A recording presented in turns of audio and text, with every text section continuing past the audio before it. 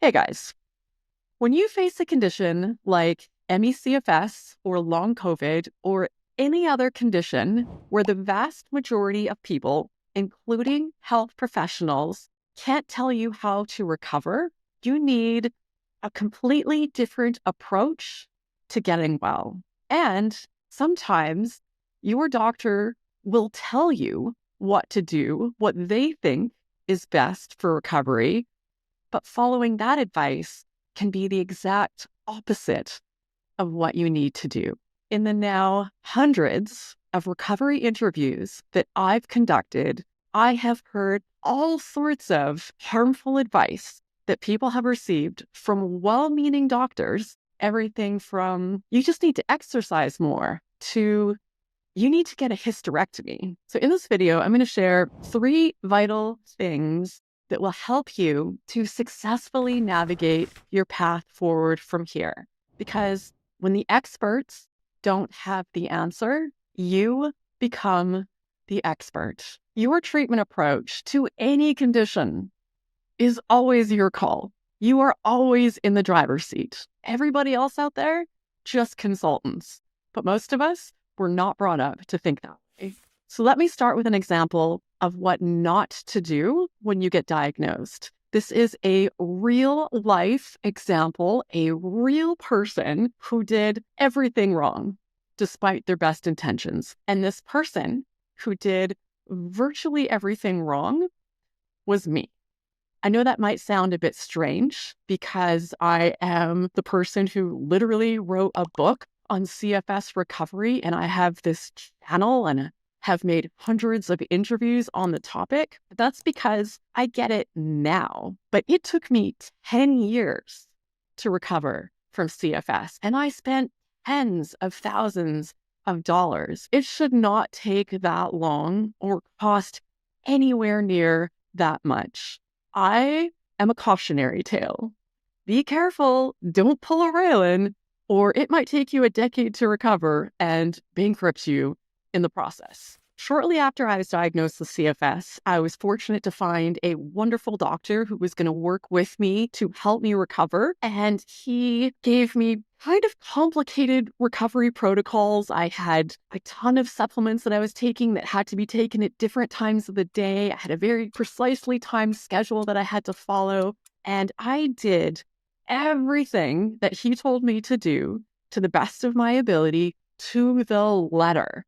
He told me, well-meaning, that probably my, type A personality that contributed to my getting into this condition of having this chronic health condition would also, ironically, be the thing that would get me out of it. And I believed that. He said it, it was gospel. So I attacked this head on. I thought, I'm going to be the perfect patient.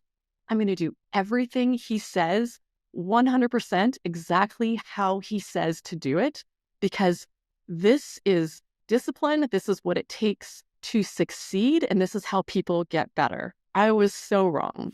So here's the first of the 3 vital things that you need to know when you're approaching your recovery. It's understanding the difference between discipline and obedience. Discipline is doing the hard things, even on the days that you don't feel like doing them. It's going to the gym when you're healthy on a day where you're feeling lazy and you'd rather just watch TV. It's picking yourself up. It's doing the things. It's showing up for yourself consistently, whether you feel motivated or not. Obedience is blindly following a set of instructions, either created by yourself or by someone else, without using any sort of critical thinking to see if this actually makes sense for you.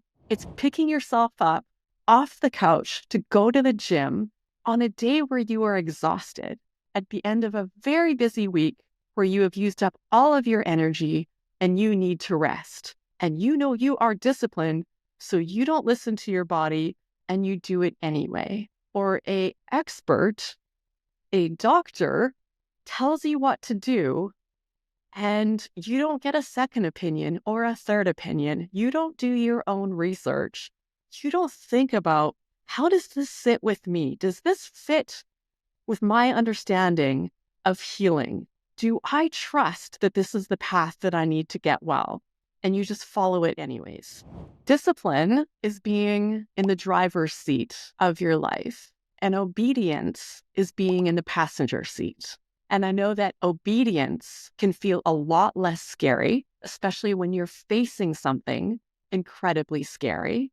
And there are certain medical cases, like a broken arm, where 99.9% of people agree that getting a cast is the best thing that you can do for your arm to recover. So in that case, it makes sense to follow what that doctor is saying. But in cases where there are more questions than there are answers, you need a different approach. On to the second vital thing that you need to know when approaching your recovery. So when people face serious medical health conditions or any health conditions, they generally fall into one of two groups. And this is well established and studied in science and quite reliably predicts the level of success that you're going to have with your recovery. And once you know this and understand this, it changes everything. It'll change just not only yourself, but you'll see it in everybody else too. Going into any Facebook group for your condition or Reddit discussion, and you'll be able to quite quickly and easily put people into each of these two groups. The first group believes that their health, like other personal attributes, is predetermined. And this can lead to feelings of helplessness when facing setbacks, as they may see difficulties as insurmountable barriers.